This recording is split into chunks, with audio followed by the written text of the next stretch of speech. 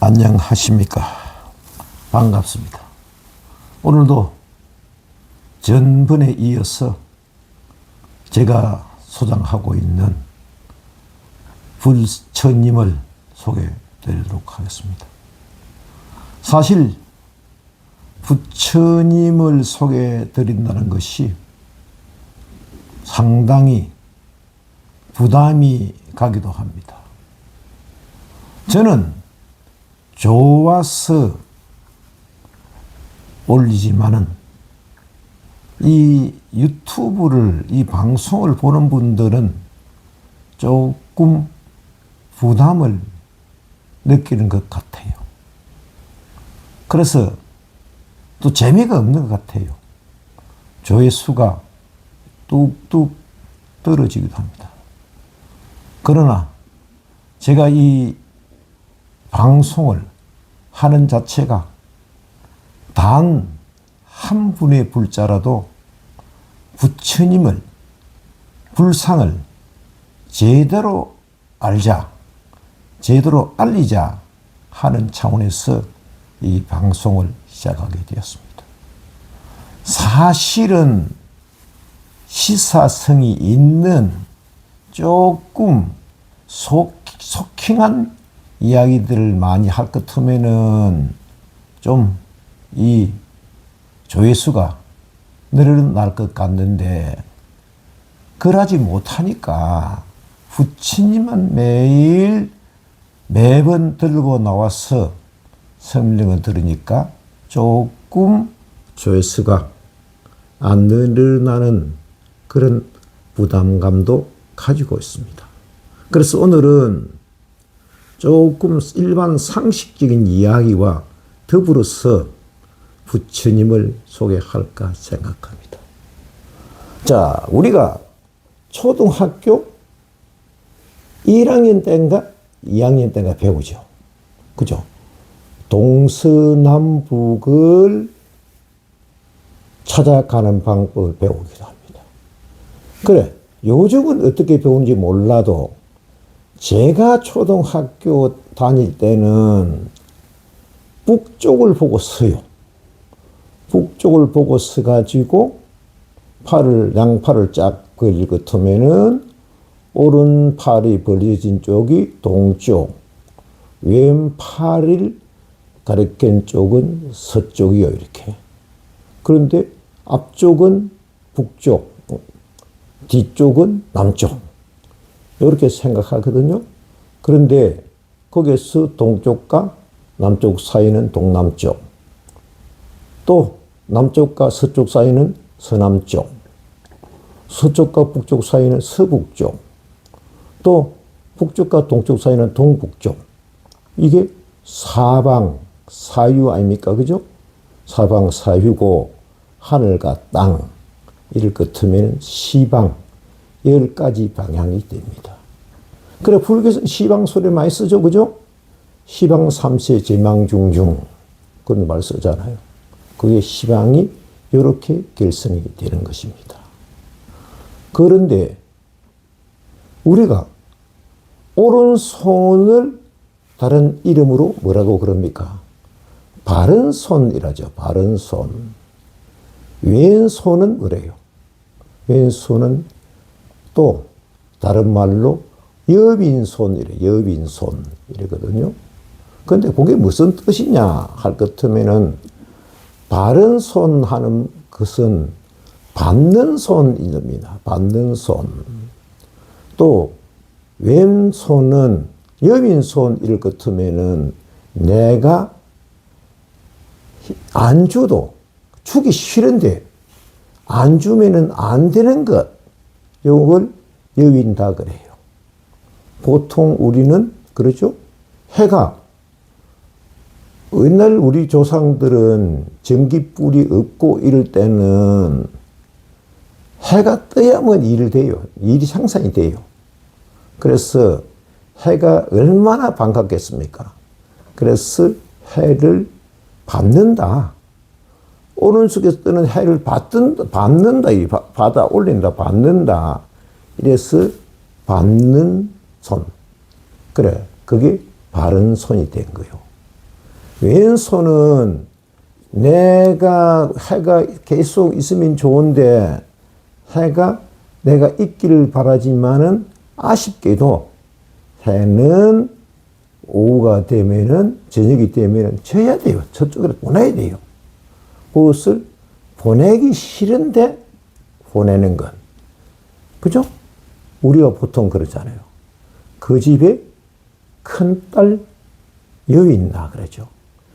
큰딸 시집 보냈나 소리를 조금 고차원적인 이야기로 큰딸 여있나 이런단 말이에요. 그래서 여인손 그래요. 이렇게. 그죠? 여인손. 그러면은 이제 바른 쪽과 여인손이 개념이 되죠. 그런데 제가 몇 년, 십수년 전에 그 우리 보살님들을 보고 한테 항의를 엄청 많이 받아들였어요. 그날 어느 큰 절에 본산 사찰을 성지순례를 갔는데 우리 보살들이 그 성지순례 시에 탑도리를 했던가 봐요. 탑도리를 했는데 그 보살의 그 상주하는 보살님이 나오셔가지고 그게 우리 보살이 탑도리 하는 걸 굉장히 꾸짖더래요. 뭐라고 꾸짖었느냐. 왜 탑을 오른쪽으로 도느냐. 어? 탑은 왼쪽으로 돌아야 된다. 이렇게 꾸짖어서 저는 평소에 탑을 오른쪽으로 시계 방향으로 돌아라 이렇게 가르쳤는데 그 말이 제가 잘못 가르친 일이 된 거예요. 이렇게. 사실 제가 불자가 사찰을 운영한다는 것이 굉장히 어렵습니다. 제가 바른 길을 가르쳐도 보살님들은 머리를 안 깎은 제가 법사인데 이렇게 좀 신뢰를 안 하는 폭이에요. 이렇게. 그러니까 우리 보살님들도 십수년을 제하고 동거동락을 같이 한 능엄정서를 이끌은 보살님들도 제보고 심한 항의를 해왔어요. 이렇게. 그래서 제가 경전을 봐봐라. 경전을 볼 것 같으면은 다 오른쪽으로 돈다고 해놨다. 그 이야기를 했더만은 자기가 어떤 경전이 있느냐. 그래서 오법연하게로 나온다. 그 소리를 좀 했던 기억이 있습니다. 그러면은 여기서 중요한 것은 제가 불자들은 오른쪽으로 돌아야 됩니다. 오른쪽으로. 왜 오른쪽으로 돌아야 되느냐. 모든 것이 제가 생을 하나 것 같으면은 처자식을 먹여 살려야 되고 재산을 축적해야 되고 하다못해 절에 보시금도 갖다 내야 될 것 같으면은 생산이 이루어져야 될 거 아닙니까? 그죠? 생산이 이루어진다. 이루어질 것 같으면 어느 쪽으로 이루어진 쪽입니다. 이렇게. 그죠? 봐요. 이게 우리가 옛날에 길삼할 적에 그죠? 배짜는 길삼할 적에 어머니가 이게 물레를 돌리죠. 목화에서 씨를 빼는 물레를 돌릴 것 같으면은 이 물레가 오른쪽으로 돌아갑니다. 오른쪽으로 돌립니다. 오른쪽 돌려야 실이 줄 빠져요. 이렇게. 그죠? 빠져. 그래서 모든 생산하는 것은 새끼를 우리가 이제 짚을 가지고 새끼를 꿀 때도 오른쪽으로 새끼를 꼬야 그게 힘을 받습니다. 그래 모든 것은 오른쪽으로 돌아가야 생산이 된다 이 말이에요. 이렇게. 그런데 왼쪽으로 도는 건 뭐냐? 출가 스님들은 왼쪽으로 돌아야 됩니다. 왜? 출가 스님들은 잘 먹고 잘 살기 위해서 출가한 게 아니에요, 이렇게. 출가의 궁극적인 목적은 뭐냐, 그렇다면은 내가 부처님 법을 따르고 실천해서 수행을 해서 내가 결과적으로 부처의 길을 가는 것이 아닙니까? 그럼 부처의 길을 가려면 돼요. 버려야 되죠. 그죠? 버려야 돼. 결혼을 하실 것 같으면은 처자식을 버리고, 결혼을 안 하실 것 같으면은 부모를 버리고, 혹시라도 부모로부터 물어받은 재산도 버리고, 나중에 참설 수행을 하다가 볼 것 같으면은 몸도 버리고, 마음도 버리고, 다 버릴 것 같으면, 그때야 비로소 깨달음의 경지를 얻는다. 그거거든요. 그래 봐요. 우리가 두부를 만들기 위해서 콩을 갈죠? 콩을 갈 적에는 맷돌이 어느 쪽으로 돌립니까? 왼쪽으로 돌립니다. 왼쪽으로. 왼쪽으로. 그럼 잘 갈려요. 저도 옛날에 약방을 경영해봐서 아는데, 약을 갈라고 그렇거든요. 예를 들어서 경경주사를 가려고 그러면요, 오른쪽으로 갈면은 잘 안 갈려요, 이렇게. 근데 신통방통하게도 왼쪽으로 갈면은 잘 갈립니다, 이렇게. 그죠? 계란을, 땅을 만들기 위해서 계란을 거품을 내줘야죠. 거품 낼 때도 오른쪽으로 하면 거품이 잘 안 나요. 왼쪽으로 돌리면 거품이 나요, 이렇게. 그래, 왼쪽으로 하는 것은 여긴다. 모든 것을 내려놓는다. 이 말이거든요. 그래, 출가 스님들은 하를 것 같으면은 왼쪽으로 해야 되겠죠. 그죠? 왼쪽으로. 그래서 만자 있죠. 우리가 절을 포시할 것은 만자가 있답니까? 지금 우리가 우리나라에서 만자로 이제 통상되기로 이용하는 만자는 자만입니다. 날개가 좌측으로 있어요. 그래, 자만으로 돌아가는 거예요, 자만으로. 자만으로 돌아가는데, 혹시라도 중국 불상들은 보면은 다 만자가 걸려 있거든요. 그 중국 불상을 구별하는 거는 만자가 걸려 있는 불상이 같으면은 10에 8할, 9할. 예를 들어서 100분율로 할 것 같으면은 80% 내지 90%는 중국 불상으로 보게 됩니다. 그런데 중국 불상을 볼 것 같으면은 가슴에 만자가 새겨졌어요. 근데 그 만자가 자만만 그려 있는 게 아니고 우만도 있어요. 우만도.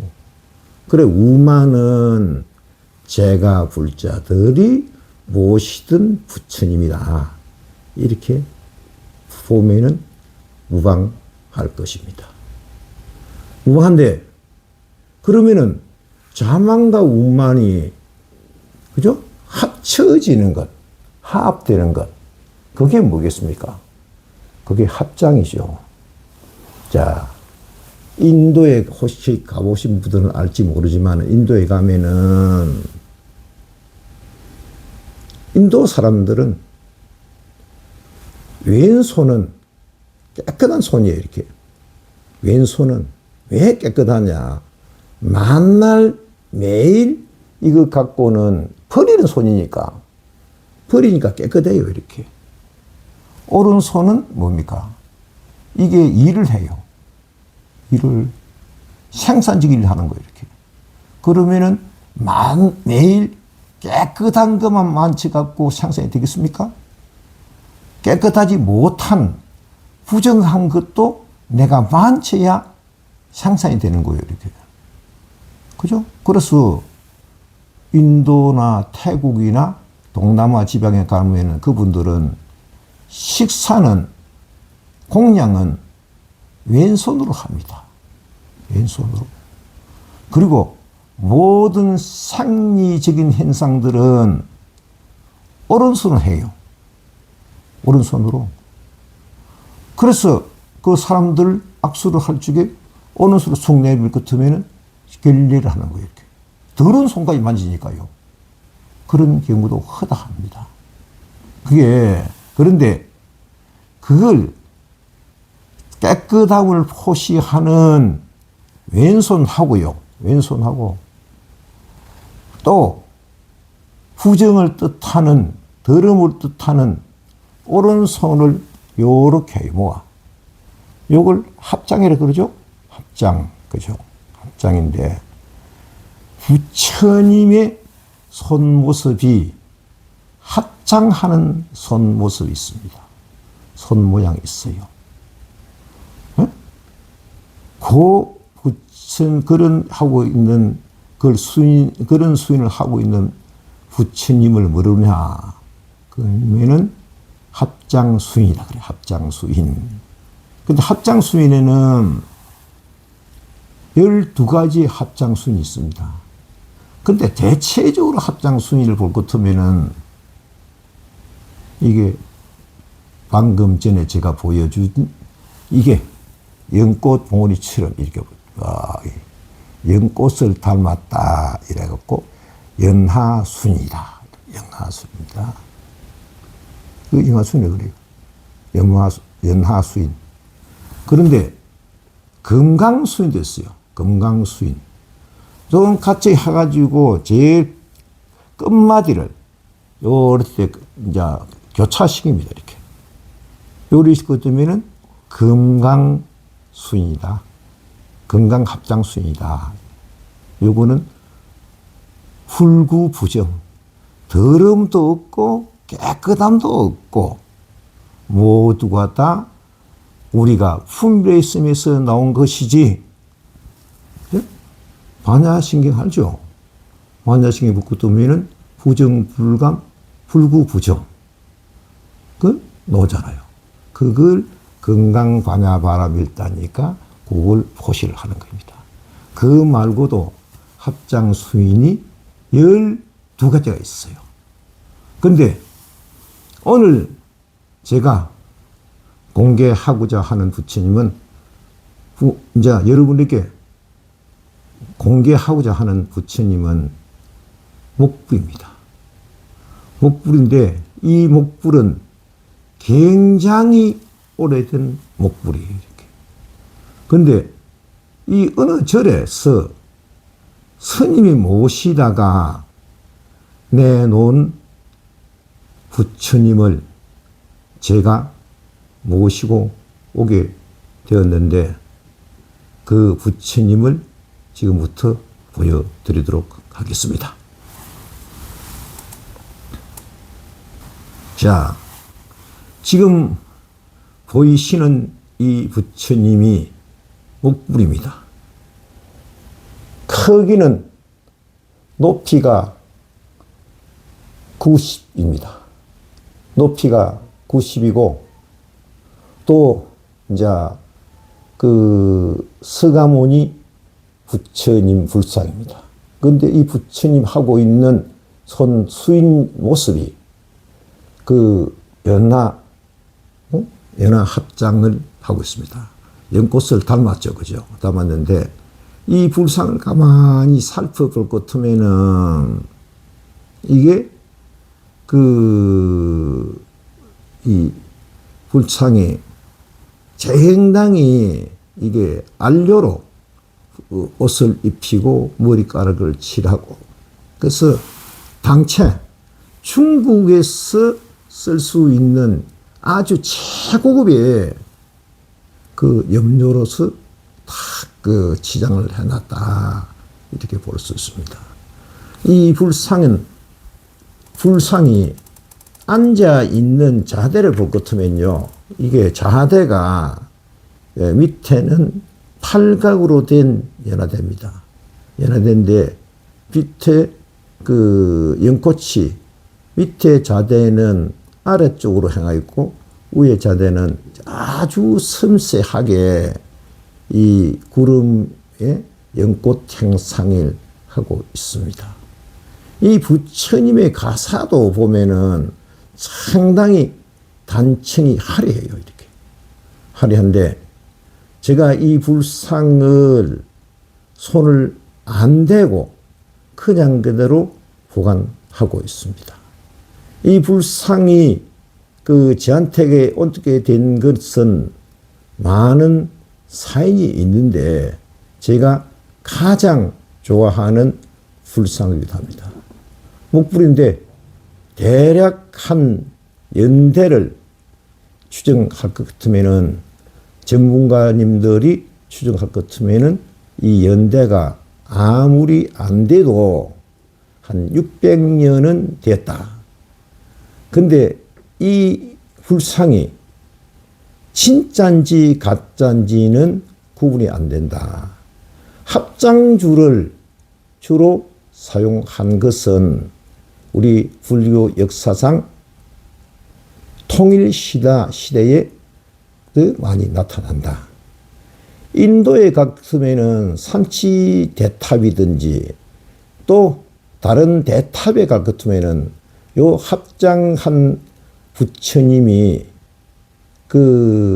획시불이나 안 그러면은 마예불로 많이 등장하고 있습니다. 근데 우리나라도 통일신라 시대의 작품인 광장산 삼존불, 오른쪽 획시불이 이 합장 수행을 하고 있습니다.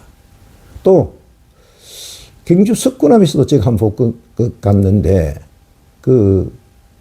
석굴암의 10대 제자들이 합장 수행을 하고 있습니다. 또 경주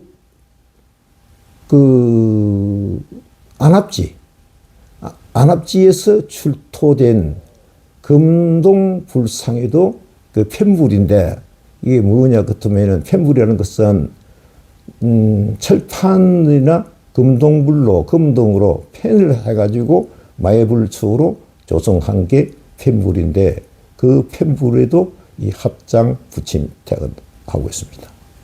그래 합장주가 이제 성행하던 시절을 갖고면은 그게 한 통일신라 시대인데 이 불상을 그늘로 토를 끄면 통일신라 때까지 올라갈 수가 있어요. 그런데 이 불상을 준 분은 저에게 건넨 분은 통일신라 시대의 불상이다 이렇게 하는데 아무래도 제가 볼 때는 이 불상이 통일신라 시대 불상은 아닌 것 같다. 그렇다 해서 이게 불상의 규모나 또 불상의 형태나 또 불상의 모습들을 볼 때는 그게 중국 부처님은 아닌 것 같다.